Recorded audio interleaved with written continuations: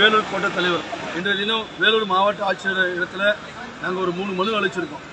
முதல் மனு என்னன்னு சொன்னால், வேலூர் பழைய காட்பாடி இருக்கின்ற பெருமாள் கோவிலுக்கு சொந்தமான 4.5 ஏக்கர் நிலத்தை அந்த பகுதியை சார்ந்த திமுக பிரமுகர் பூஞ்சோலை சீனிவாசன் என்பவர் அவர் பேருக்கு பட்டா மாற்றிட்டு இருக்கார். அந்த கோவிலுடைய அரங்கவர் குழுவில் இருக்கார் அவர். ரெண்டாவது, அந்த பூஞ்சோலை சீனிவாசன் என்பவர் நம்ம மாவட்டத்துடைய அமைச்சர் துரைமுருகனுடைய வலதுகரமாக செயல்படக்கூடியவர். இந்த தமிழகத்தினுடைய திமுக அரசாங்கம் சேகர்பாபு அவங்க கோவில் சுத்தம் மீட்டன்னு தினசரி பத்திரிகையில் நிறைய செய்தி கொடுக்குறாங்க. ஆனால் அவர் கோவில் சுத்தம் ஆக்கிரமிப்பு மீட்டன்னு சொல்கிறார், யார்கிட்ட இருந்து மீட்டன்னு சொல்லலை. ஆனால் நம்ம மாவட்டத்தில் பார்த்தீங்கன்னா திமுக பிரமுகர் 4.5 ஏக்கர் தன்னோட பேருக்கு பட்டா மாற்றிருக்கார். இதுக்கு முன்னாடி நாங்கள் மனு கொடுத்துருக்கோம், நடவடிக்கை இல்லை. ஆனால் இப்போ திரும்ப மனு கொடுத்துருக்கோம். புதிய மாவட்ட ஆட்சியர் வந்திருக்காரு, நடவடிக்கை எடுப்பாங்க, நம்பிக்கை இருக்குது எங்களுக்கு.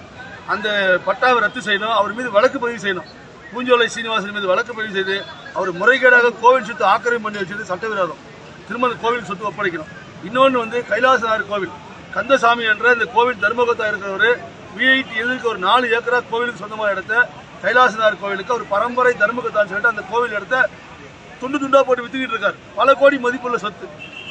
இந்த பல கோடி சொத்து மதிப்புள்ளது இன்னும் இந்த தமிழக அரசாங்கம், இந்து சமய அறநிலையத்துறை அரசாங்கம் தூங்கிட்டு இருக்கு. இந்த வேலூர் மாவட்டத்தில் பல கோவில் சொத்துக்களை விற்று பிற மதத்திற்கு வாடகை கொடுத்துருக்காரு, பிற மதத்திற்கு விலை கொடுத்து வாங்கியிருக்காங்க. முஸ்லீம்கள் வந்து குடியமர்ந்திருக்காங்க. எவ்வளோ பெரிய மோசடி இது. ரெண்டாவது, நம்ம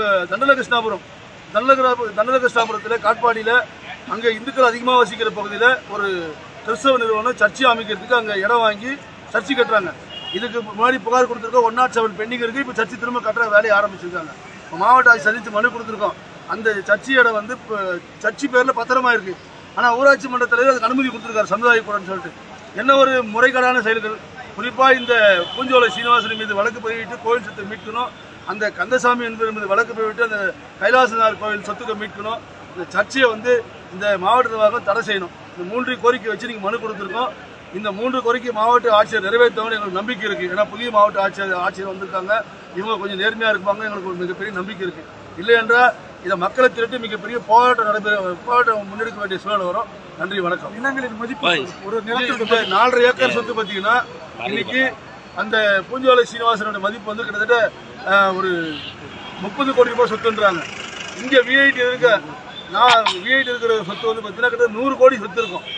விஐடி இருக்கிற 4 ஏக்கரா 4.5 ஏக்கரா கைலாசநாதர் கோயில் சொந்தமானது கந்தசாமியினுடைய தர்மகத்தா துண்டா போட்டு லீஸு கொடுத்து வித்துட்டு இருக்காரு.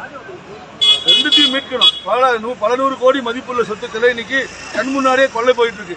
குறிப்பா திமுக நிர்வாகி தன் பேருக்கு மட்டா மாற்றி கொள்ளையடிச்சிட்டு இருக்கார். ஆளுங்கட்சி என்ற ஒரு மிகப்பெரிய ஒரு செல்வாக்கு வச்சுக்கிட்டு அமைச்சர் வலதுகரமாக செயல்பட்டுக்கிட்டு கோவில் சொத்து அபகரிக்கிறது எந்த வித நியாயம். உடனடியாக இந்த கோவில் சொத்து ஒப்படைக்கணும், இந்த மாவட்ட நிர்வாகம் மீட்கணும். இல்லைன்னா பூஞ்சோலை சீனிவாசன் வீட்டு முன்னாடியே போய் ஆர்ப்பாட்டம் பண்ணக்கூடிய சூழ்நிலை உருவாகிடும்.